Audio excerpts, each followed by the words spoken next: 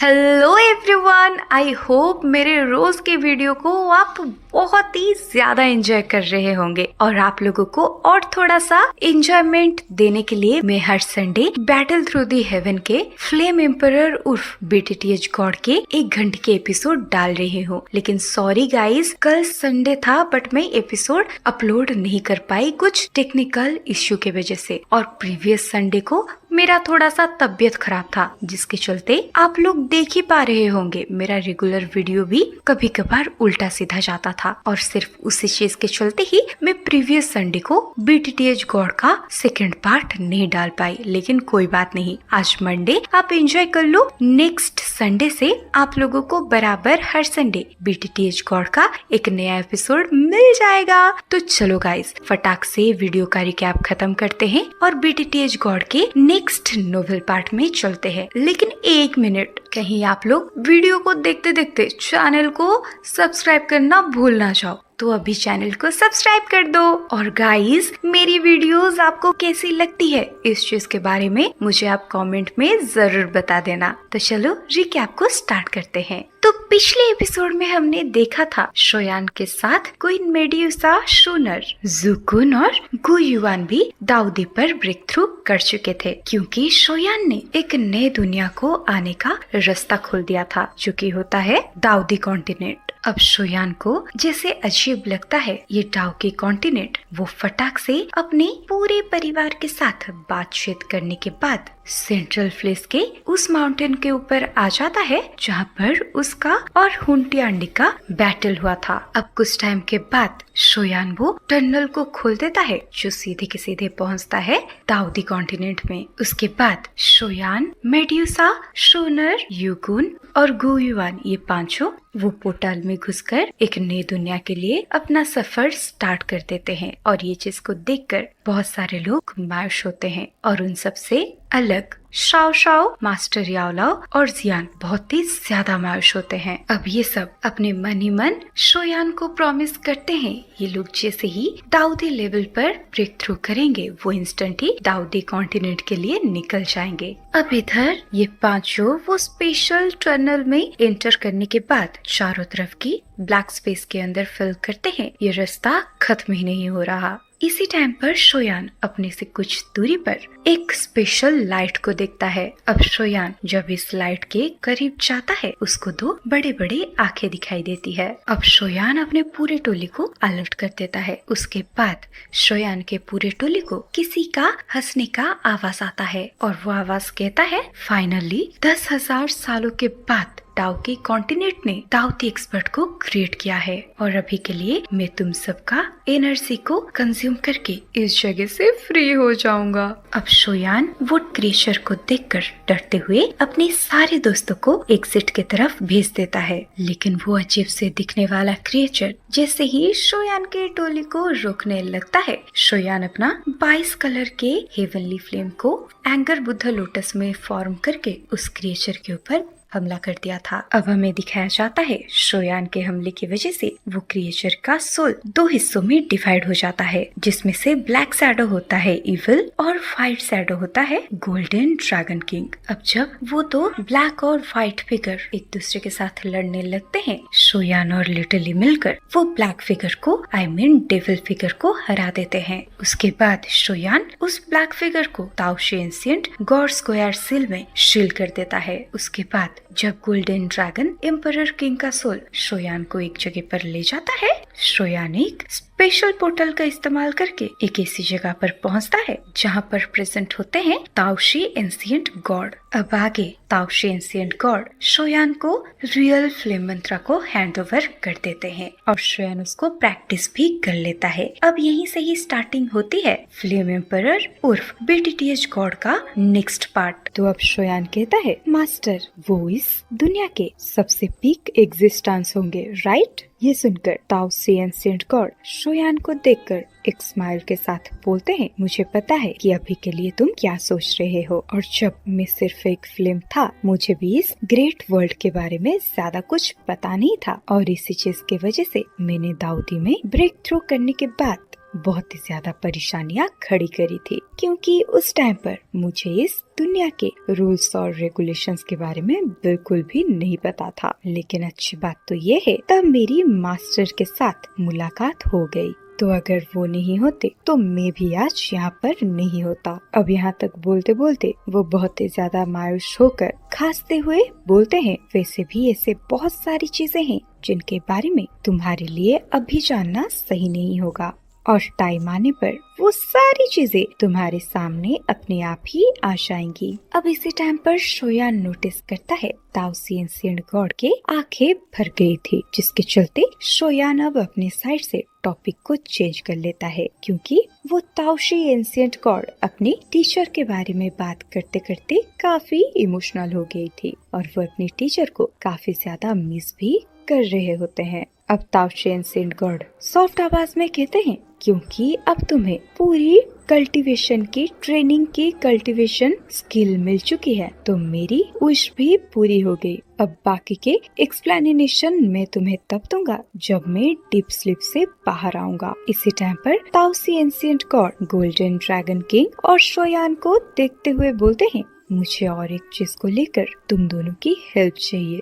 और शायद शोयान तुम्हारा स्ट्रॉन्ग बनने का ये एक रास्ता भी है। ये सुनकर शोयान इंस्टेंट ही ग्रेट करते हुए ताओशी एंशिएंट गॉड को कहता है, मास्टर मैं आपके ऑर्डर्स को हमेशा फॉलो करूंगा, तो आप प्लीज ऑर्डर्स दो। ये सुनकर ताओसी एंशिएंट गॉड बोलते हैं, तुम्हें अभी के लिए होली फ्लेम को कलेक्ट करना होगा, और तुम जितने ज्यादा फ्लेम्स को कलेक्ट करोगे वो तुम्हारे लिए उतना अच्छा होगा, क्योंकि ये चीज तुम्हारे शाओ क्लैन के ब्लड लाइन से रिलेटेड है, और मेरे लिए अभी इसके बारे में तुम्हें बताना सही नहीं होगा, लेकिन इसमें शाओ ज़ुआन तुम्हारी मदद करेंगे। लेकिन याद रखना, जब तक तुम्हारी स्ट्रेंथ फाइटिंग इमोर्टल के लेवल तक नहीं पहुंच जाता, तुम्हें अपने क्लैन के एंसेस्टर मार्क को बिल्कुल भी एक्टिवेट नहीं करना है। अब शोयान उस फ्लेम मंत्रा से एक हल्की सी ब्लड कनेक्शन को सेंस कर रहा था। अब वो फील करता है, लगता है उसके मास्टर ताओशी एंशिएंट गॉड सही कह रहे हैं। अब ताओशी एंशिएंट गॉड श्वेन को कहते हैं, और दूसरी बात ये है,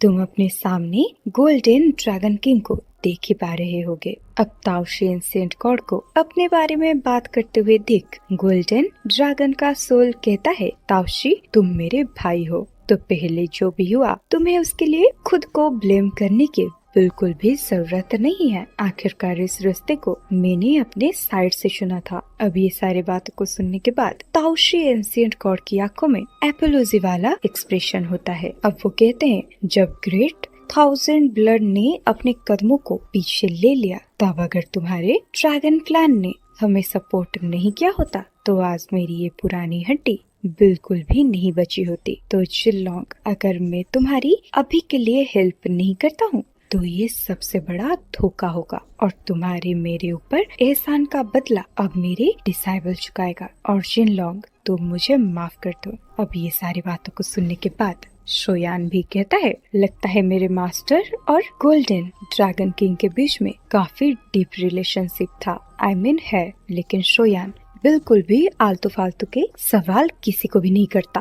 अब सामने से वो गोल्डन ड्रैगन किंग कहता है, जिल्लम तू मेरे साथ ज्यादा फालतू के आर्गुमेंट मत करो, तुम्हें इस बारी मेरी बातों को माननी पड़ेगी। मेरे टीचर और मैंने पहले से ही रिइंकार्नेशन शिल को प्लान कर दिया है, और हम अगले बैटल तक जरूर जग चुके होंगे, और अभी के लिए सबसे ज्यादा जरूरी जिम्मेदारी तुम्हारी कंधों पे है। तुम्हें सबसे पहले अपने लिए एक बॉडी को रिक्रिएट करना होगा, फिर तुम्हें ड्रैगन क्लैन में वापस जाके अपने ऊपर जो भी चार्जेस हैं उसे हटाना होगा, क्योंकि ऐसा करने के बाद ही तुम अपनी पीक स्ट्रेंथ को रिकवरी कर पाओगे। क्योंकि अगर ऐसा नहीं हुआ तो अगली फाइटिंग का सामना करना बिल्कुल ही इम्पॉसिबल होगा। और मास्टर ने भी डीप स्लीप से जाने से पहले ये प्रेडिक्ट कर लिया था कि ये आखिरी युद्ध होने वाला है। अब जिनलोंग से और थोड़ी देर तक बात करने के बाद ताओशी एंशिएंट गॉड शोयान को कुछ इंस्ट्रक्शंस दे देते हैं,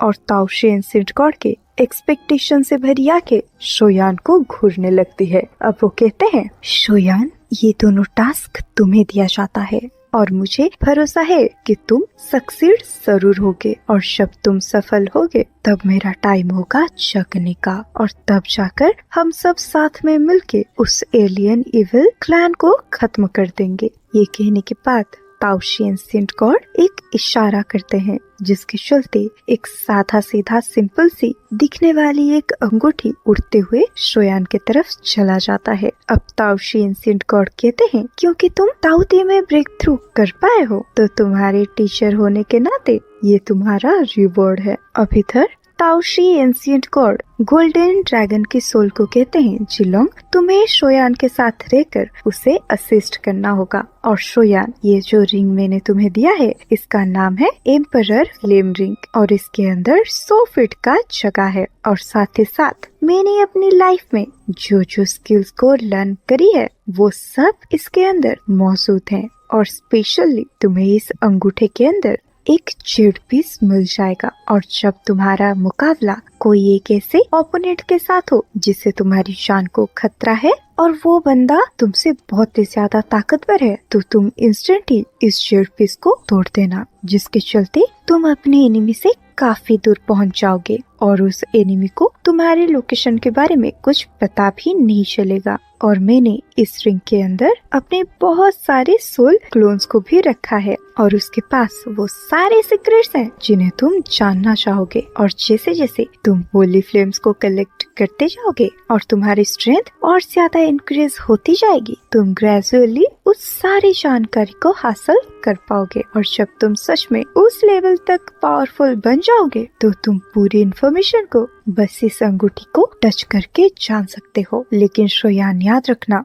तुम्हें इस रिंग को सेफ रखना है। अब शोयान जैसे ही स्टोर रिंग के अंदर देखता है, अचानक से उसके पैरों तले जमीन खिसक जाती है, क्योंकि नॉर्मल सी स्टोर रिंग के अंदर बस कुछ स्पिरिट का एक ट्रेस होता है। लेकिन ये जो रिंग है जो कि स्पेशल मटेरियल से बना हुआ था, इसके अंदर 100 फुट का जगह है। और अगर ऐसी रिंग को ऑनशन किया जाता है तो फिर शोयान इमेजिन भी नहीं कर पाता ये रिंग कैसी चीजों को क्रिएट कर सकती है। अब ये सारी चीजों को फिल करने के बाद शोयान कहता है, मास्टर आप बिल्कुल भी चिंता मत करो, मैं इस अंगूठी का बहुत अच्छे से देखभाल करूंगा। अब शोयान मन ही मन बात करता है, शायद मेरे मास्टर को भी एलियन रेंज से बहुत ही ज्यादा नफरत है, और वो जो ब्लैक फिगर था जो कि गोल्डन ड्रैगन किंग की बॉडी को डिवोर करने की कोशिश कर रहा था, शायद वो वही एलियन रेंज से ही बिलोंग करता था। इसी टाइम पर हमें दिखाया जाता है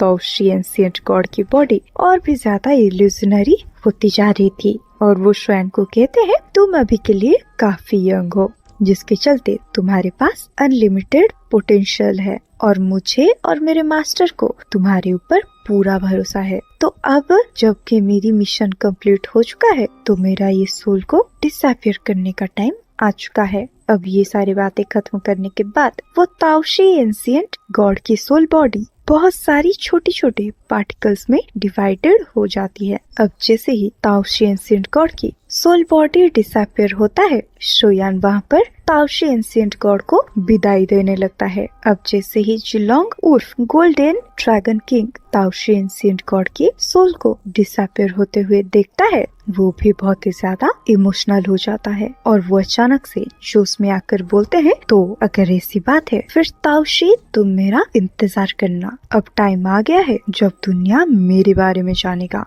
इधर शोयान जिलोंग के तरफ मुड़ते हुए बोलता है, सीनियर तो अभी के लिए हमें क्या करना चाहिए। ये सुनकर गोल्डन ड्रैगन किंग का सोल उर्फ जिलोंग कहता है, डैम इट, मैं तुम्हारे मास्टर का भाई हूँ और मैं ज्यादा बूढ़ा भी नहीं हुआ हूँ, जिसके चलते तुम्हें मुझे मास्टर बुलाना चाहिए। ये सुनकर शोयान भी काफी एक्साइटेड हुए कहता है, ठीक है आप मेरे मास्टर हो। ये सुनकर जिलोंग बहुत ही ज्यादा खुश हो जाते हैं। अब वो इंस्टेंटली एक ग्लोम में ट्रांसफर होकर शोयान के स्पेस रिंग के अंदर चले जाते हैं। अब जिलोंग स्पेस रिंग के अंदर से बोलते हैं, जैसे कि ताओशी ने तुम्हें बताया, अब रियल फ्लेम मंत्रा तुम्हारे दिमाग में इम्प्रिंट छोड़ चुका है, तो तुम्हें ये भी जानना चाहिए कि हमारा ड्रैगन क्लैन इस दुनिया में एक जॉइंट एग्जिस्टेंस है। खैर इन फ्यूचर तुम्हें ये सारी चीजों के बारे में अपने आप ही पता चल जाएगा। हालांकि तुम्हारे लोअर प्लेन के अंदर मैं कभी नहीं गया हूँ, जिसको तुम लोग डुई की कॉन्टिनेंट बोलते हो, लेकिन तोशे ने मुझे बताया था वहाँ पर अनयूजुअल फिल्म्स को हेवनली फिल्म्स बोला जाता है। और यहाँ पर जो फिल्म्स हेवन और अर्थ के पावर से क्रिएट होती है उन्हें कहा जाता है होली फ्लेम। ये सुनकर शोयान बहुत ही ज्यादा कंफ्यूज्ड होकर पूछता है आखिर इन दोनों के बीच में डिफरेंस क्या है। ये सुनकर जिलोंग हंसते हुए कहते हैं तुम काफी स्मार्ट हो और तुम जिसे हेवनली फ्लेम्स कहते हो वो ऐसे ऑर्डिनरी फ्लेम्स होती है जिनके पास हाई इंटेलिजेंस नहीं होते, और जब तक तुम इनके वायलेंट पावर को कंट्रोल कर सकते हो इन्हें ऑब्टेन करना तुम्हारे लिए आसान हो जाएगा। लेकिन अगर वहीं पर बात करी जाए होली फ्लेम्स की तो ये पहले से ही इतना ज्यादा खुद के अंदर कल्टीवेट कर चुकी होती हैं कि इनके इंटेलिजेंस एक इंसान से बिल्कुल भी कम नहीं होता। और इस दुनिया में कुछ तो ऐसी होली फ्लेम्स मौजूद हैं जो कि अपने आप को ओवरलॉर्ड के रूप में स्टेबलाइज कर चुके हैं। अब जैसे ही शोयान ये सारी बातों को समझता है वो काफी ज्यादा टेंशन में आ जाता है और सोचने लगता है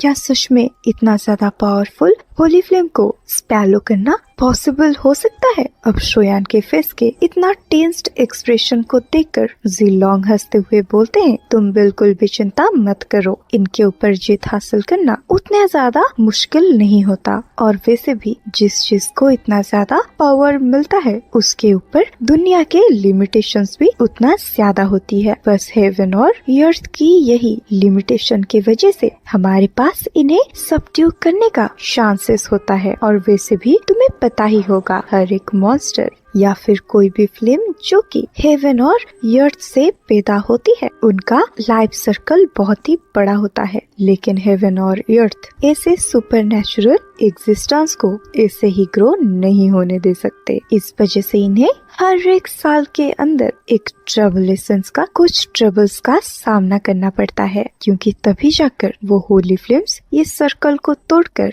आगे बढ़ सकते हैं। और ये ट्रबल्स का सामना करते हुए 90% चांसेस फेल होने का होता है। और बचपन में मैं भी ये सारी चीजों से अनजान था, लेकिन जब मुझे अपना पहला ट्रेबुलेशन का सामना करना पड़ा था मुझे समझ में आया ये चीज कितना ज्यादा खतरनाक होती है। और उस टाइम पर मुझे ऐसा लग रहा था जैसे मेरी मौत बिल्कुल ही मेरे करीब है। अब ये सारी बातों को ध्यान से सुनने के बाद शोयान भी कहता है मास्टर आप खुद को ब्लेम मत करो, आखिर जवानी में कौन ही गलतियाँ नहीं करता। अब इधर जिलोंग अपने एक्सप्लेनेशन को आगे बढ़ाते हुए कहते हैं होली फ्लेम में 36 तरीके के होली फ्लेम एग्जिस्ट करती हैं और ये इस पूरे दुनिया में बिखरे हुए हैं। नॉर्मल लोगों को बस इतना पता होता है कि इन्हें स्पैलो करने से मेडिसिनल पिल को रिफाइन करने के चांसेस बढ़ जाएंगे, लेकिन वो लोग इस बात को नहीं जानते होली फ्लेम्स उन एलियन रीजन के लिए बिल्कुल मौत की जैसी है, और वो 36 तरीके के होली फ्लेम्स उन 36 तरीके की एलियन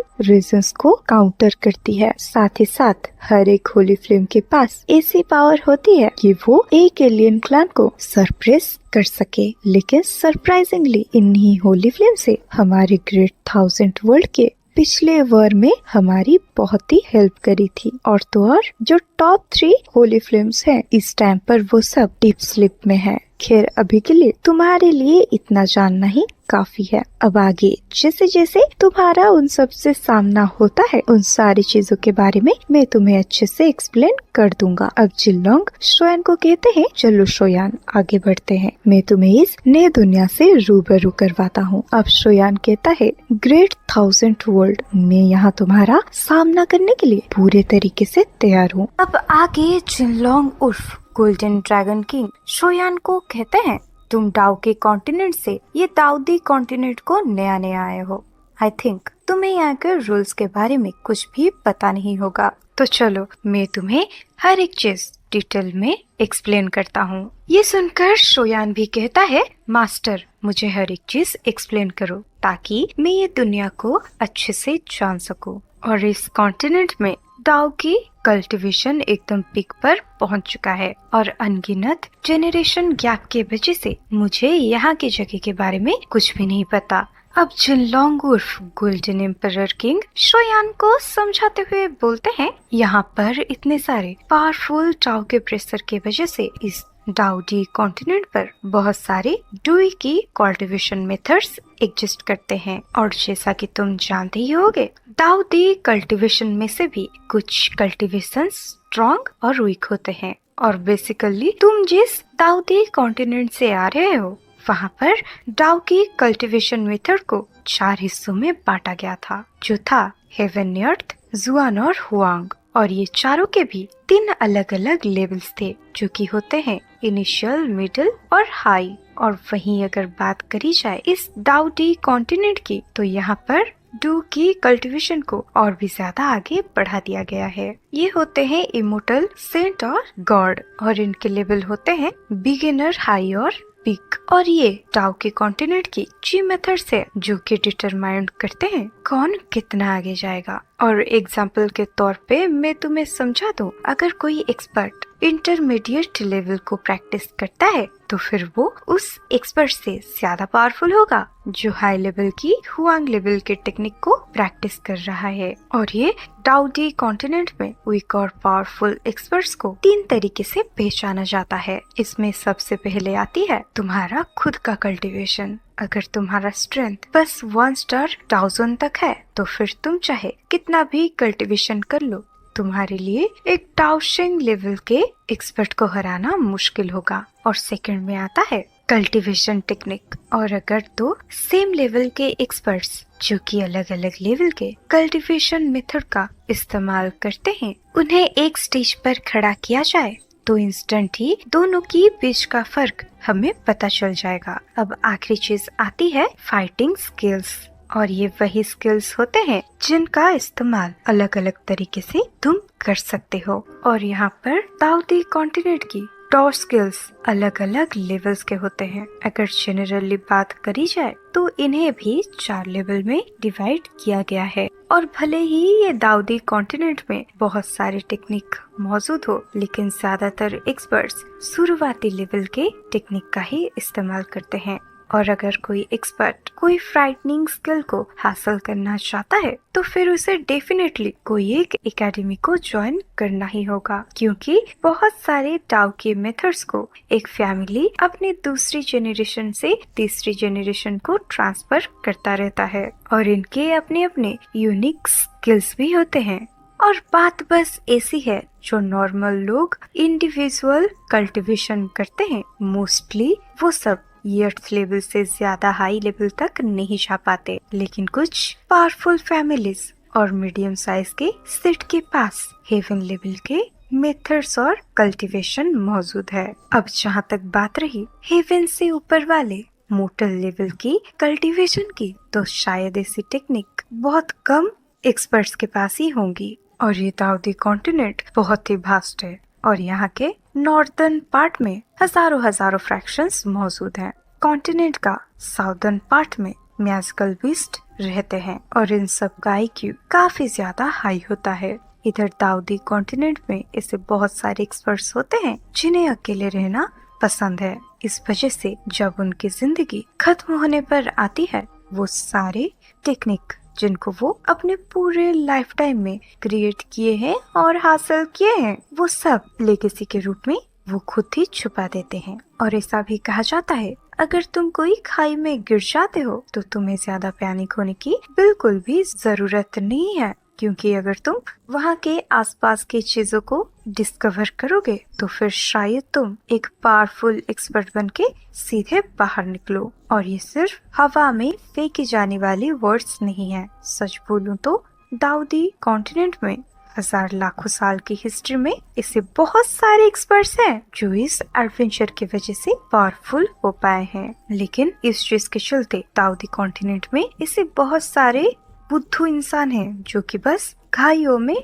अपनी नजर टिकाए बैठे रहते हैं। इन्हें इंतजार होता है एक ऐसी लेगेसी की जिसे वो इंस्टेंट ही एक्सपर्ट बन जाएं। लेकिन ज्यादातर इनमें से लोगों को अपने हाथ पैर को तुड़वा के जंगल से खाली हाथ लौटना पड़ता है। और शोयान, तुम्हारे लिए ये बात जानना सबसे ज्यादा जरूरी है कि दाऊदी कॉन्टिनेंट में कल्टीवेशन करना बिल्कुल भी आसान नहीं है। और जैसे तुमने दाऊदी कॉन्टिनेंट में कल्टीवेशन किया होगा, वैसे भी यहाँ स्ट्रॉन्ग बनने के लिए तुम्हें बहुत सारे एफर्ट्स लगाने पड़ेंगे, बट दाऊदी कॉन्टिनेंट आखिरकार एक अपर प्लेन है और यहाँ की हेवन और अर्थ की एनर्जी बहुत ही ज्यादा पावरफुल है, जिसके वजह से यहाँ पर लोग काफी ज्यादा फास्टली ग्रो कर पाते हैं। अगर नॉर्मली बोला जाए तो दाऊदी कॉन्टिनेंट में कल्टीवेट करने वाले लोग ज्यादातर अपने लाइफ में डाउ जोन लेवल तक पहुँच ही जाते हैं। इवन इफ कुछ टैलेंटेड एक्सपर्ट्स काफी इजीली डाउशिंग लेवल तक भी पहुंच जाते हैं। और जहाँ तक बात रही दाऊदी एक्सपर्ट्स की, तो उन्हें इस कंटिनेंट में भी रेयर कहा जाएगा, लेकिन यहाँ के रॉयल फैमिलीज में बहुत सारे दाऊदी एक्सपर्ट्स तुम्हें मिल जाएंगे। आखिरकार ऐसे बहुत सारे ओल्ड मॉन्स्टर होते हैं जिन्हें शांति से कल्टीवेशन करना बहुत पसंद है, जिसके चलते वो अपने लाइफ में दाऊदी लेवल को इजीली अचीव कर लेते हैं। और हमारे यहाँ दाऊदी लेवल की करेंसी गोल्ड, सिल्वर और कॉपर है, और 100 कॉपर होता है 1 सिल्वर के बराबर। वहीं पर 100 सिल्वर होती है 1 गोल्ड के बराबर। और अगर हम बात करें अल्केमिस्ट की, तो उन्हें first grade emperor, second grade emperor और थर्ड ग्रेड एम्परर में डिवाइड किया गया है। और हर एक रैंक के भी 3 हिस्से हैं। ये होता है मोर्टल रैंक के पिल, सेंट रैंक के पिल और लेजेंडरी डिवाइन पिल्स। लेकिन ये डिवाइन पिल अभी भी लेजेंड बनी हुई है, इन्हें किसी ने नहीं देखा, ना ही किसी ने बनाया। और जहाँ तक बात रही इनके कल्टीवेशन लेवल की, तो वो होता है मोर्टल रैंक, होली रैंक और गॉड रैंक। और इनमें भी लो, इंटरमीडिएट और हाई लेवल होता है, और लास्ट में होता है कंप्लीट। और जहाँ तक बात रही दाऊदी कॉन्टिनेंट की मॉन्स्टर्स के बारे में, तो इनके भी 3 लेवल्स हैं। पहला होता है एम्परर, सेकेंड होता है इमोर्टल और थर्ड लास्ट होता है गॉड। और ये हर एक रियलम 10 लेवल पर डिवाइडर है। कहा जाता है जब कोई मैजिकल बीस्ट एम्परर के 10th लेवल को ब्रेक थ्रू कर देता है, तो उसके पास ह्यूमन फॉर्म को लेने की पावर्स आ जाती है। फिर वो ह्यूमन टेक्निक्स को भी प्रैक्टिस कर सकता है। और मैजिकल बीस्ट के लंबी जिंदगी की वजह से उनका एम्परर लेवल तक पहुंचने का काफी हाई चांसेस होते हैं। लेकिन जैसे ही कोई मैजिकल बीस्ट एम्परर लेवल पर ब्रेक थ्रू करता है, उसे हर एक रैंक में डिवाइन ट्रबुलेशन का सामना करना ही पड़ता है। और जब मैजिकल बीस्ट ह्यूमन फॉर्म में ट्रांसफर हो जाते हैं, तो वो ट्रबुलेशंस को अवॉइड कर पाते हैं। बस बात ऐसी होती है कि उन्हें फिर से स्टार्टिंग से कल्टीवेशन स्टार्ट करना पड़ता है। और कहा जाता है जो मैजिकल बीस्ट ह्यूमन फॉर्म में ट्रांसफर होते हैं, उनके पास गॉड ऑफ फाइटिंग लेवल तक जाने का मौका भी होता है। लेकिन कभी कोई भी मैजिकल बीस्ट ने इस लेवल को अचीव नहीं कर पाया। अब इधर शोयान गोल्डन ड्रैगन एम्परर उर्फ जिनलोंग का इतना बड़ा एक्सप्लेनेशन को सुनने के बाद उसका दिमाग में भी सारी बातें बाउंस हो जाती है। आखिर ये इन्फॉर्मेशन थोड़ा ज्यादा बड़ा था, लेकिन चाहे जो भी हो, शोयान मन ही मन सोचता है अब मैं तैयार हूँ इस दुनिया का सामना करने के लिए। अब शोयान एक खुले आसमान पर प्रेजेंट हो जाता है और आसमान को देखकर मुस्कुराते हुए कहता है चलो और एक चीज का शुरुआत होने जा रहा है। अब सीन चेंज होकर खुले आसमान पर दिखाया जाता है। वहाँ पर बहुत सारे बीस्ट का चिल्लाने की आवाज भी हमें सुनाई देता है। अब कुछ टाइम के बाद वो स्पेशल क्रैक में से एक यंग इंसान बाहर आता है और वो होता है शोयान। अब जब स्टार्टिंग में शोयान यहाँ पर पहुँचा था, वो देखता है आगे का डाउकी उसके पुराने डू के कॉन्टिनेंट से थोड़ा ज्यादा प्योर है। अब जब शोयान अपने स्पिरिचुअल स्ट्रेंथ को चारों तरफ फैलाता है, वो बोलता है तो ये है दाऊदी कॉन्टिनेंट। सच में यहाँ पर खूब सारे ओरिजिनल चीज प्रेजेंट है। अब शोयान फील करता है इस जगह की हेवन और अर्थ की स्पिरिचुअल एनर्जी सच में बहुत ही ज्यादा पावरफुल है उसके डाउ की कॉन्टिनेंट से। अब जिनलोंग उर्फ गोल्डन ड्रैगन किंग भी शोयान के ये एक्साइटमेंट से भरे हुए चेहरे को देखकर काफी खुश हो जाते हैं। वो भी शोयान को और थोड़ा सा इस जगह को एक्सप्लोर करने के लिए खुला छोड़ देते हैं। अब कुछ टाइम के बाद शोयान जिनलोंग से पूछता है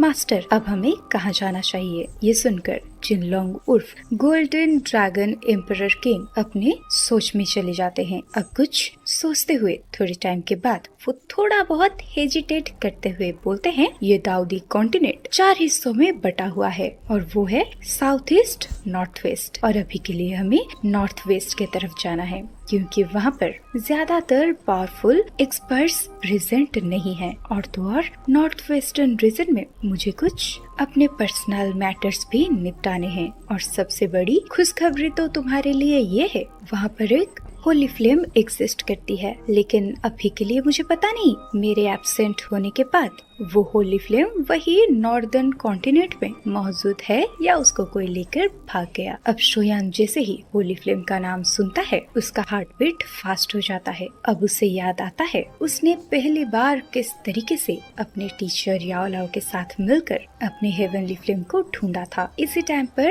जिनलोंग उर्फ गोल्डन एम्परर किंग बोलते हैं, तुम पहले नीचे जाओ क्योंकि इस कॉन्टिनेंट के आसमान को बहुत सारे स्टेट अपने हिसाब से चलाते हैं, जिसके चलते आसमान में उड़ना मना है और अगर कोई ये सारे रूल्स का पालन नहीं करता तो उसको भारी परेशानी का सामना करना पड़ सकता है। अब सीन चेंज होकर आता है एक छोटी सी यंग लड़के के ऊपर और इस लड़की का नाम होता है चिंगयुआन। और इस लड़की का चेहरा एकदम डर से भरा हुआ था क्योंकि उसके सामने कुछ डरावने से लोग प्रेजेंट होकर उसे धमका रहे थे, हमें वो जगह बता दो और वो खजाना दे दो, नहीं तो अगर तुम ऐसा नहीं करते हो तो हम सारे भाई मिलकर तुम्हें यहीं पर ही मार देंगे। ये सुनकर चिंगयुआन डरते हुए बोलती है, मुझे ट्रेजर पवेलियन के बारे में कुछ भी नहीं पता, मैं म्यू फैमिली की बस एक नॉर्मल सी सर्वेंट हूँ, तुम्हें इस चीज के बारे में म्यू फैमिली से पूछना चाहिए। ये सुनकर उसके सामने प्रेजेंट हुआ एक बंदा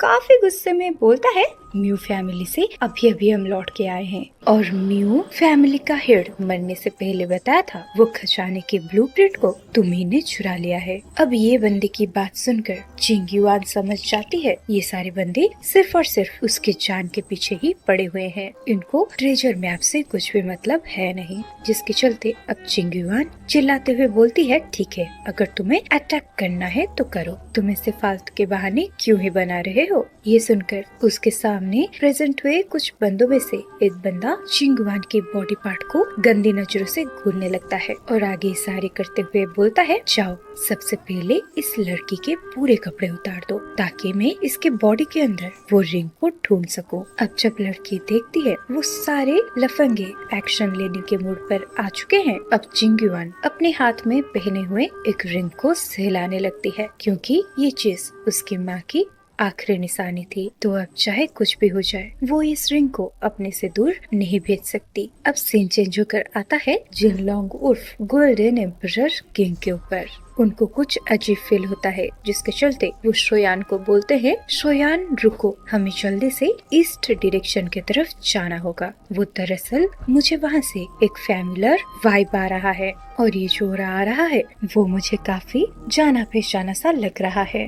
अब दोबारा से सीन चेंज होकर आता है चिंगयुआन की तरफ। अब वो सामने प्रेजेंट हुए सारे बंदों को एक साथ हमले करते हुए देख खुद को सेल्फ डिस्ट्रक्ट करने की सोचती है, लेकिन इसी टाइम पर अचानक से एक बैंग साउंड के साथ उसके सामने कोई एक फिगर प्रेजेंट हो जाता है और वो होता है शोयान। अब शोयान के बॉडी के अंदर से लिटिली भी बाहर आ जाता है। अब जब लिटिली अपने आसपास के घटिया लोगों को देखता है, गुस्से में वो अपने पावर्स को रिलीज कर देता है। अब लिटिली एक ही इशारे पे वो सारे के सारे अटैकर्स को घायल कर देता है। इसी टाइम पर शोयान नोटिस करता है जब से लिटिली ये डाउडी कॉन्टिनेंट पर आया है और उसके फोरहेड पर वो मिस्टीरियस टैटू अपीयर हुआ है, लिटिली का इंटेलिजेंस और बढ़ गया है और साथ ही साथ वो इंसानों की जैसा बर्ताव करने लगा है। इधर इतना पावरफुल अटैक को झेलने के बाद वो सारे के सारे अटैकर्स डर जाते हैं और उनका लीडर शोयान की तरफ देखते हुए उससे बोलता है, आखिर तुम हो कौन? ये लड़की हमारी टारगेट है, तो अगर तुम यहाँ पर इस लड़की को बचाने आए हो तो फिर लगता है तुम गलत लोगों का सामना कर रहे हो। ये बोलते ही वो लीडर अपने बाकी के साथियों को बोलता है, हमला करो। अब ये देखकर चिंगयुआन शोयान को चिल्लाते हुए बोलती है, यंग मास्टर केयरफुल, क्योंकि इनका लीडर एक 6 स्टार दाओ शेंग है और मैं आपको बता दूं, भले ही चिंगवान मन ही मन काफी खुश हो रही हो कि शोयान ने उसे हेल्प किया है, लेकिन अपने सामने प्रेजेंट हुए वो दुश्मनों का स्ट्रेंथ वो सही से जानती थी, जिसके चलते वो नहीं चाहती थी कोई अननोन बंदा उसके लिए कोई एक बड़ा खतरा का सामना करे। अब अगले ही पल जो होता है उसको चिंगवान भरोसा नहीं कर पाती, क्योंकि वो देखती है जैसे ही सारे के सारे अटैकर्स शोयान के ऊपर हमला करते हैं, शोयान के बस एक ही इशारे में वो सब के सभी एक्सप्लोड हो जाते हैं। तो ये सिनेरियो को देखकर वहाँ पे बचे हुए अटैकर्स एक जगह थम जाते हैं और इधर शोयान अपनी स्पेस रिंग में से एक पिल को निकाल के चिंगवान को देते हुए बोलता है, ये हीलिंग मेडिसिन है, इसे कंज्यूम कर लो, ये तुम्हारे घाव को स्पीडली रिकवरी होने में मदद करेगा। और इधर वो अटैकर्स का लीडर बहुत ही ज्यादा डरते हुए घबराते हुए बोलता है, तुम आखिर हो कौन? दरअसल मैं बता दूं, वो अटैकर्स का लीडर सबसे ज्यादा डरा था शोयान के छोटे से लिटिली से, क्योंकि उस अटैकर के लीडर को पता था कितना मेहनत मुशक्कत के बाद उसके सारे साथी टाउशिंग लेवल पर अपग्रेड हुए थे, लेकिन उसके बावजूद उनके सामने जो यंग लड़का प्रेजेंट है वो एक ही सेकंड में, इनफैक्ट एक ही पल में उन सबको रेत में कन्वर्ट कर दिया। इवन इफ उनका खून तक उस लीडर को नसीब नहीं हुआ। और सामने प्रेजेंट हुए शोयान की वजह से वो डाओशेंग 6 स्टार का एक्सपर्ट भी कांपने लगता है। उसे ऐसा फील होता है जैसे उसके बॉडी के खून अंदर से जम रहे हो। और इधर चिंगुआन जैसे ही शोयान के हाथों से वो पिल को लेकर कंज्यूम करती है, उसके बॉडी के अंदर एक कूलिंग ऑरा फैलने लगता है और बहुत जल्द उसके बॉडी पार्ट से रिलीज हो रहे खून फ्रीज्ड हो जाते हैं और धीरे धीरे उसके घाव भरने लगते हैं। तो ये फील करके चिंगुआन जान जाती है ये कोई एक हाई ग्रेड की मेडिसिनल पिल होगी, जिसके चलते वो बहुत ही ज्यादा सरप्राइज हो जाती है। और इधर शोयान उस अटैकर्स के लीडर को पूछता है, तुम ये बेचारी लड़की के पीछे क्यों भाग रहे थे? ये सुनकर वो अटैकर्स का लीडर शोयान को डरते हुए देखता है और बोलता है, यंग मास्टर मेरी जान को बख्श दो। वो दरअसल कुछ टाइम पहले जब हम म्यू फैमिली से पैसे कलेक्ट करने गए थे, वहाँ पे चारों तरफ खून बह रहा था और म्यू फैमिली के नौकरों को भी बख्शा नहीं गया। और ऐसे कांड करने वाले जो मिस्टीरियस लोग थे उन्होंने हमें भी धमकी दी, हमें इस लड़की से कोई एक ट्रेजर को लेना होगा, नहीं तो वो लोग हमें मार देंगे। और इधर चिंगुआन भी शोयान को ग्रीट करते हुए बोलती है, यंग मास्टर मेरी जान बचाने के लिए बहुत बहुत धन्यवाद। गाइस सच बताऊं तो ये चिंगुआन आपको थोड़ी सी क्विंगलिंग का वाइब नहीं दे रही, क्योंकि जब क्विंगलिंग भी ऐसे ही खतरों का सामना कर रही थी तब शोयान ने इसे हेल्प किया था। और इस टाइम पर ये चिंगुआन भी एक बहुत बड़े प्रॉब्लम में है और इस टाइम पर शोयान उसका हेल्प कर रहा है। तो आपको क्या लगता है, क्या सच में ये चिंगुआन अपने अंदर कोई एक मिस्ट्री को छुपा रही है? वैसे मुझे तो नहीं पता, लेकिन आपको क्या लगता है वो आप मुझे कमेंट में बता सकते हो। और वैसे भी आगे की चीजें तो हमें पता चल ही जाएगा। इधर शोयान चिंगुआन को खुद को ऐसे घुटनों में ग्रिट करते हुए देख वो उसे कहता है, तुम इतना ज्यादा पोलाइट बिहेव मत करो मेरे सामने, अब तुम मुझे बताओ मैं ये आदमियों का क्या करूं? ये सुनकर चिंगुआन बोलती है कि यंग मास्टर इन्हें जाने दो, इनके पास भी कोई दूसरा रास्ता था नहीं। आखिरकार मुझे भी नहीं पता कि मेरे माता पिता कौन है, और जहाँ तक मुझे याद है मेरे पास सिर्फ एक रिंग है जो मुझे मेरे पेरेंट्स तक पहुँचा सकती है। और अब तक मुझे इतना बड़ा म्यू फैमिली ने किया है, और भले ही अभी के लिए मैं कमजोर हूँ, लेकिन मैं चाहता हूँ मैं पावरफुल बनके अपना बदला खुद लूं। अब शोयान मन ही मन सोच देता है, मुझे अभी के लिए यहाँ से जल्द जाना होगा, क्योंकि शोयान का कैरेक्टर ऐसा नहीं था वो अपने दुश्मन को ऐसा खुला छोड़ दे, और ऐसा करना कोई एक्सपर्ट के लिए बिल्कुल भी अच्छी बात नहीं। क्या पता वही दुश्मन बाद में पावरफुल बनके उसी के ऊपर भारी पड़ जाए। ये सोचते सोचते शोयान जैसे ही चिंगुआन के फेस की तरफ देखता है उसको फील होता है शायद चिंगुआन कुछ कहना चाहती है, लेकिन शर्म के मारे बोल नहीं पा रही। तो शोयान भी चिंगुआन को पूछ ही देता है, क्या तुम कुछ कहना चाहते हो? ये सुनकर चिंगुआन शोयान को घूरने लगती है। अब कुछ टाइम तक सोचने के बाद वो शोयान को कहती है, यंग मास्टर मैं जानती हूँ कि आप एक बहुत अच्छे इंसान हो, और क्योंकि अभी के लिए मेरी म्यू फैमिली डिस्ट्रॉय हो चुकी है, तो मेरे पास अभी के लिए रहने का कोई भी घर है नहीं। हालांकि तो क्या मैं आपके साथ चल सकती हूँ? मैं आपकी हर तरीके से हेल्प कर लूंगी, आप टेंशन मत लो। एक्चुअल में मुझे ये मामले के बारे में पता लगाना है। ये सुनकर शोयान को अपनी बचपन की याद आने लगती है, क्योंकि अभी के लिए जिस तरीके की इस लड़की का सिचुएशन है, एक टाइम पर शोयान भी ऐसा ही था। आखिरकार वो जब बचपन में कमजोर था, उसने लोगों ने कितना सताया था। तो जैसे मैं अपने पिताजी को बचाने के लिए स्ट्रॉन्ग हुआ था, इस लड़की को भी अपने पेरेंट्स को ढूंढने के लिए स्ट्रॉन्ग होना पड़ेगा। लेकिन अभी के लिए शोयान को और एक चीज याद आता है। वो सोचने लगता है, मेरे ऊपर बहुत सारे रिस्पॉन्सिबिलिटीज है। मुझे मेरे 2 बीवियों को ढूंढना है और यहाँ पे ये टाओ के कॉन्टिनेंट के सारे पजल्स को सॉल्व करना है। तो अगर मैं इस लड़की को अपने साथ ले जाती हूँ तो क्या ये मेरे ऊपर बर्डन नहीं बढ़ाएगी? लेकिन इसी टाइम पर जिंगलोंग उर्फ गोल्डन एम्परर किंग कहते हैं, इसे साथ में ले लो शोयान, तुम इन फ्यूचर तुम्हारी ये डिसीजन के लिए बहुत ही ज्यादा खुश होगे। ये सुनकर शोयान मन ही मन सोचने लगता है, आखिर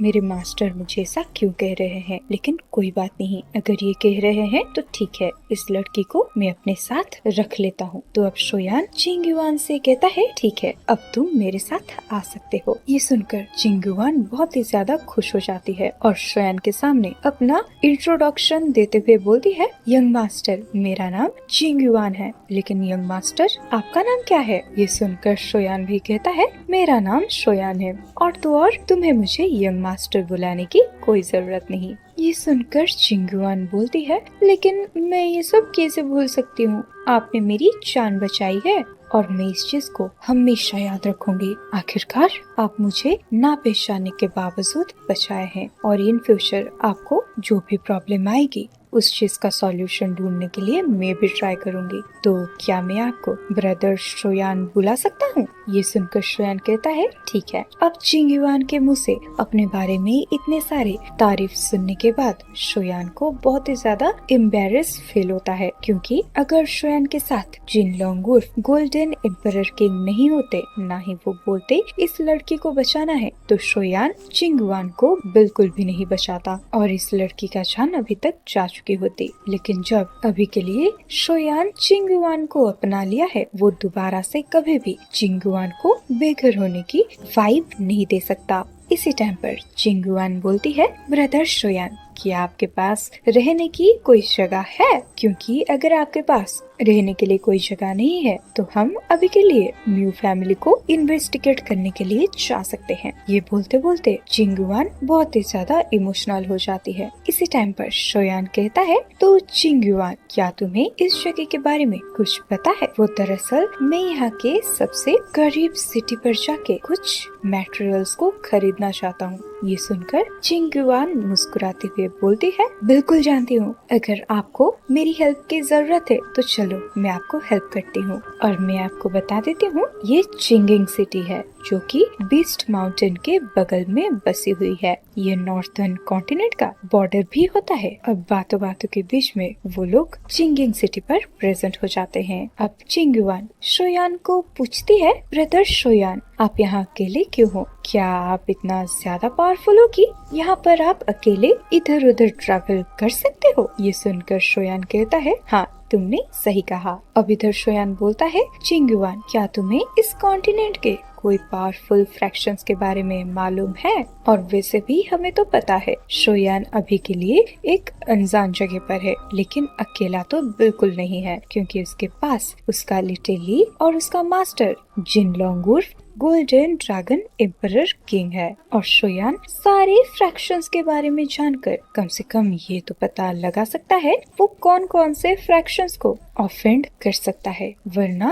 आगे जाकर चीजें बहुत ही ज्यादा खतरनाक साबित हो सकता है। इधर यहाँ हमें दिखाया जाता है शोयान ये सेम क्वेश्चन जब अपने मास्टर जिनलोंग से पूछता है। जिनलोंग उर्फ गोल्डन एम्परर किंग बोलते हैं, मुझे ये छोटे मोटे शहरों के बारे में ज्यादा कुछ कुछ याद नहीं है। लेकिन इधर चिंगयुआन बोलती है ये कॉन्टिनेंट 2 हिस्सों में बटा हुआ है। एक हिस्सा होता है इंसानों का और दूसरा होता है मॉन्स्टर्स का। और मैं अगर बताऊं, ये मॉन्स्टर उर्फ मैजिकल बीस्ट के मैजिकल पावर के बारे में ज्यादा कुछ पता नहीं है। लेकिन जहाँ तक बात रही इंसानों की, इन्हें बांटा गया है 1 कंट्री, 2 पवेलियंस, 3 वैलीज और 4 सेट में। और इनके पावर्स को सामना करने वाले कुछ फ्रैक्शंस भी मौजूद हैं, लेकिन वो नॉर्मली अपने पावर को शो ऑफ नहीं करते। और इस नॉर्दर्न कंटिनेंट को रॉयल फैमिली डोमिनेट करती है। हालांकि बीच में बहुत सारे पावरफुल फ्रैक्शंस खड़े हुए हैं, लेकिन इन सबको भी एक टाइम पर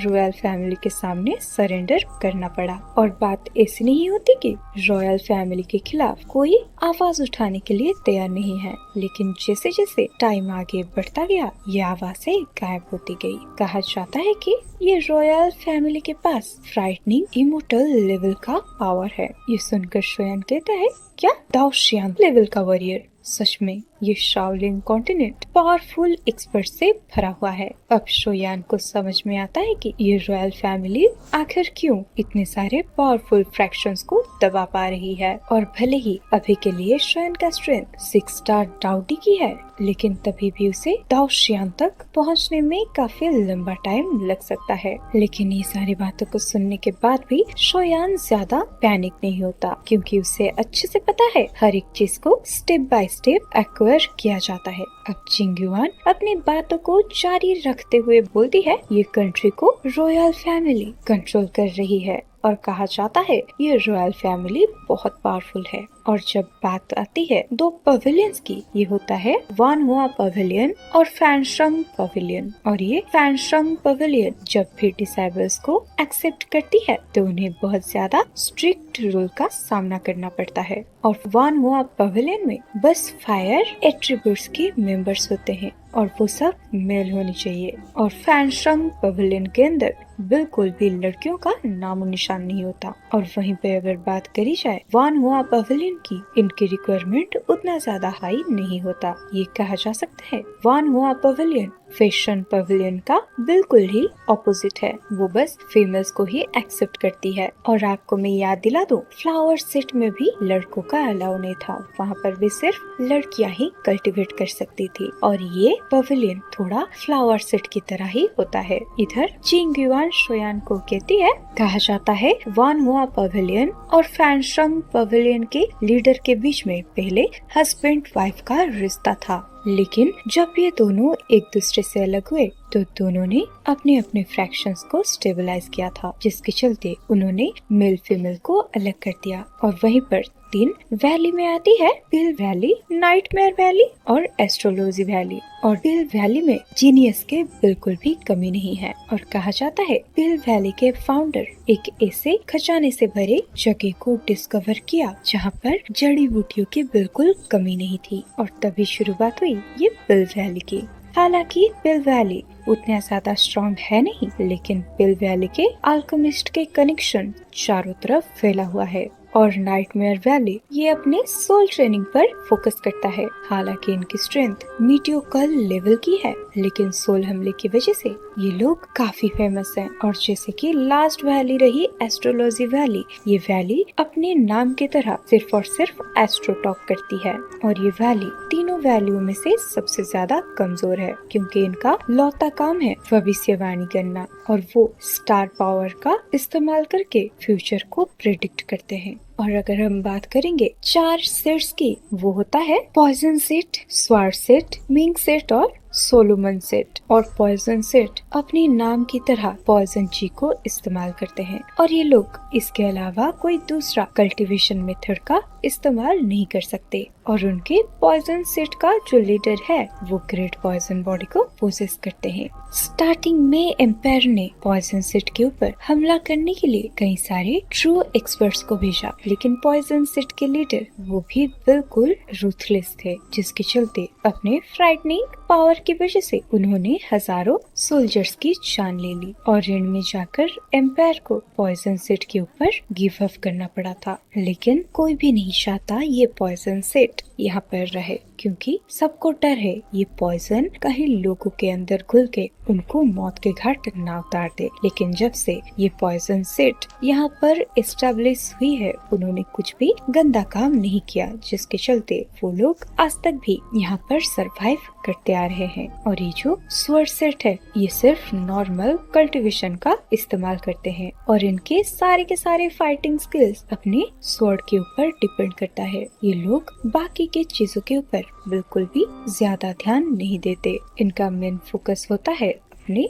परसेप्शन और स्वॉर्ड की यूज करना। वहीं पर मिंग सेट मशहूर है अपने फाइटिंग स्किल्स के लिए और ये मिंग सेट के मेंबर्स छुपने के लिए बहुत अच्छे अच्छे स्किल्स को यूज करते हैं और ये हमेशा अपने ओपोनेंट के ऊपर आंखें टिकाए बैठे रहते हैं। जैसे ही इनको इनका टारगेट दिखाई देता है, ये लोग एक पावरफुल बस्ट अटैक का इस्तेमाल करते हुए उसके ऊपर टूट पड़ते हैं और उसे खत्म कर देते हैं। यही रीजन है जिसके वजह से मिंग सेट को हाइड्रेन किलर का टाइटल दिया गया है। अब लास्ट में आता है सोलोमन सेट। ये एक ऐसा सेट है जो कि हर तरीके के लोगों को एक्सेप्ट करता है, लेकिन चारों सेट में से ये सबसे ज्यादा मिस्टीरियस है। आखिरकार ये अपने पावर्स को छुपा कर रखता है और इनके बारे में कोई भी खराब खबर नहीं फैलती। और गाइस, मैं आप सबको बता दूं, ये जो चिंग्युआन की एंट्री हुई है, ये BTTH गॉड का एक मेन कैरेक्टर में से एक है और ये आगे हमेशा शोयान के साथ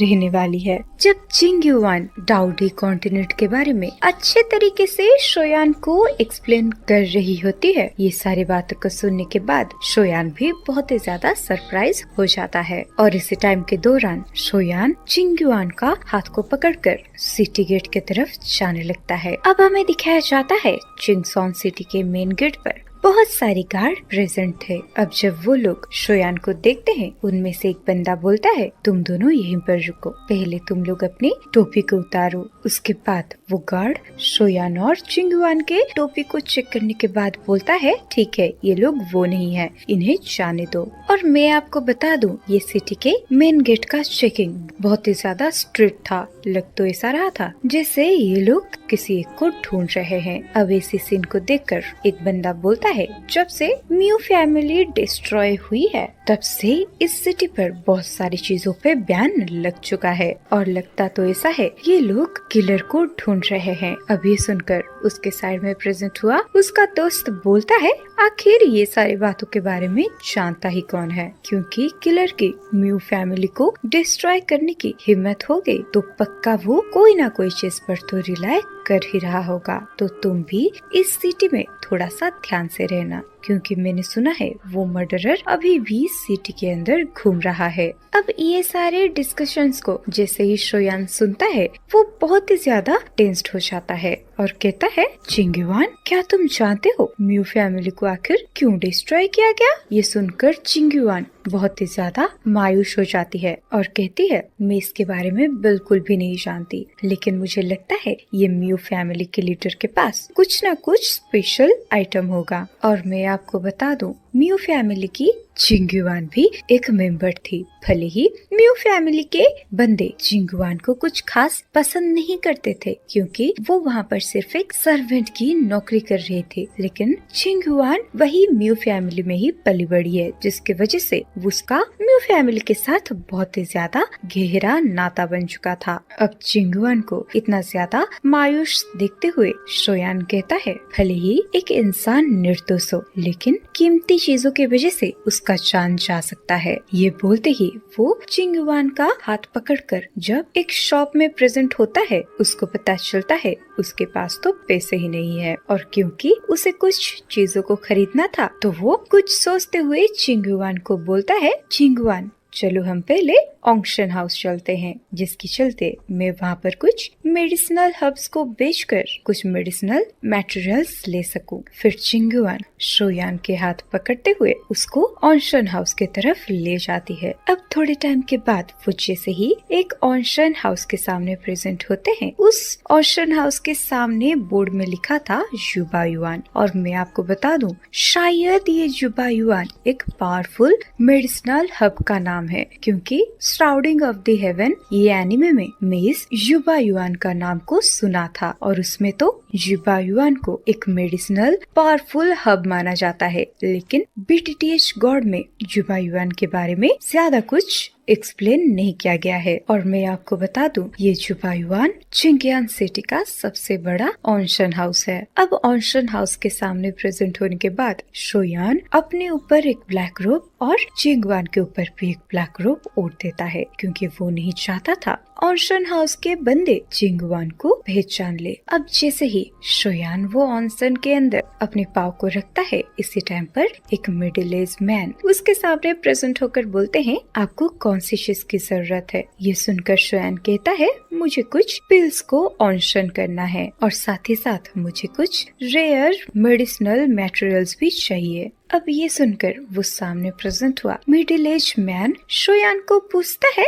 आपको कौन सी ग्रेड की मेडिसिनल पिल को ऑनशन करनी है? और जहाँ तक बात रही मेडिसिनल मटेरियल्स की, तो आपको बिल्कुल भी चिंता करने की जरूरत नहीं है, हमारे युबा युआन में हर एक चीज मौजूद होता है। इसी टाइम पर शोयान कहता है, थैंक यू, और मुझे ऑनशन करनी है 9th वंडर गोल्डन पिल को। ये सुनकर सामने प्रेजेंट हुए वो मिडिल एज मैन को एकदम से 440 वोल्ट का झटका लगता है और उसके दिल में गाने बजने लगता है, लग गए लग गए लग गए 440 वोल्ट बात सुनने के तेरे। अब इस सीन को देखकर शोयान कहता है, क्या हुआ, क्या मेरे ऑनशन आइटम्स लो रैंक के हैं? दरअसल मुझे भी ऐसा ही लग रहा था। लेकिन शोयान की बात को सुनकर वो मिडिल एज मैन बोलता है, सर नहीं नहीं नहीं, हमारे रेस्पेक्टफुल गेस्ट, आप प्लीज अंदर आइए, मैं आपके लिए अपने मैनेजर को बुलाता हूँ। और यहाँ आकर मुझे भी पता चलता है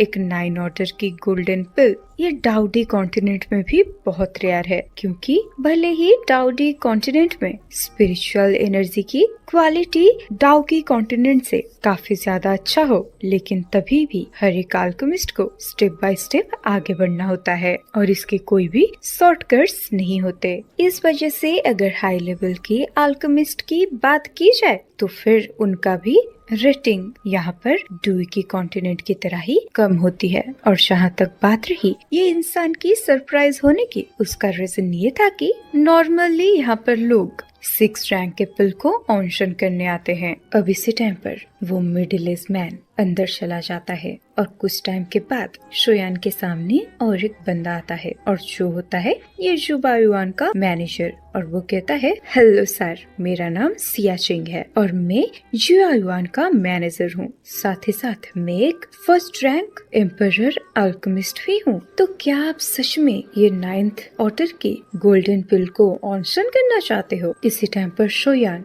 सियाचिंग के तरफ ग्रेड करते हुए कहता है, जी हाँ, मैं ये 9th ग्रेड की पिल और कुछ हीलिंग मटेरियल को ऑनशन करना चाहूँगा और ये रही मेरी मेडिसिनल मटेरियल की लिस्ट। और मैं उम्मीद करता हूँ मैनेजर सियाचिंग आप मुझे इन्हें ढूंढने में हेल्प करोगे। अब जब सियाचिंग शोयान के हाथों से एक साथ 10-12 9th ग्रेड की गोल्डन पिल्स को लेता है तो वो बहुत ज्यादा सरप्राइज हो जाता है। और जिस तरीके से शोयान ये सारे पावरफुल पिल्स को ऐसे हवा में उड़ाकर पास कर रहा था, ये देखकर सियाचिंग और भी ज्यादा सरप्राइज हो जाता है। अब सियाचिंग कहता है, चीजों को हवा में उड़ाना ये दाऊदी की पावर से। अब सियाचिंग अपने हाथों को कर्व करते हुए शोयान को कहता है, सर आप प्लीज कुछ टाइम तक इंतजार करो। ये बोलते ही सियाचिंग मुड़कर पीछे चला जाता है। इसी टाइम पर शोयान कहता है, मैनेजर सियाचिंग, सच बात बोलूं तो मैं बहुत ज्यादा जल्दी में हूँ, जिसकी वजह से मैं अपने साथ पैसों को लाना भूल गया था और इसी चीज की वजह से मैं चाहता हूँ आप जल्द से जल्द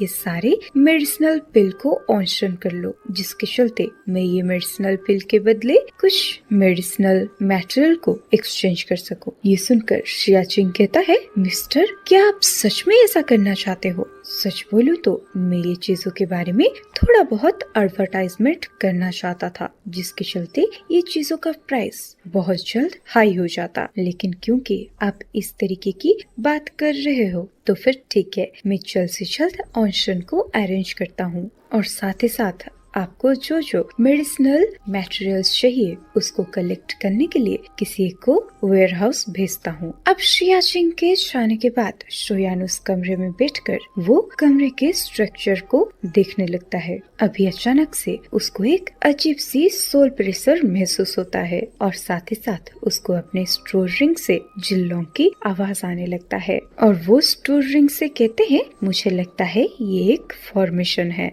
और मैंने भी एक्सपेक्ट नहीं किया था यहाँ पर ऐसी प्रोटेक्शन मौजूद हो सकता है। और मैं आपको बता दूं, जब से शोयान ने चिंगवान को अपने फॉलोअर रूप में एक्सेप्ट किया था, तब से जिनलोंग जो कि गोल्डन ड्रैगन किंग होते हैं, वो हमेशा साइलेंट रहते थे और इसी टाइम के दौरान शोयान को ऐसा लग रहा था गोल्डन ड्रैगन किंग उर्फ जिनलोंग को कुछ हो गया है। इसी टाइम पर शोयान कहता है, मास्टर जिनलोंग, आपने चिंगवान की रिक्वेस्ट को एक्सेप्ट करने के लिए मुझे क्यों बोला? ये सुनकर जिंगलोंग गोल्डन ड्रैगन एम्परर बोलते हैं, तुम इतना ज्यादा जल्दबाजी क्यों कर रहे हो? जब टाइम आएगा तुम्हें अपने आप ही सब कुछ पता चल जाएगा और दरअसल तुम्हें पता ही नहीं है तुम कितना ज्यादा लकी हो। अभी जिस चीज के लिए तुम मुझे कंप्लेन कर रहे हो, टाइम आने पर तुम इस चीज के बारे में मुझे थैंक यू बोल रहे होगे। और गाइस, सच बात बताऊं तो मुझे भी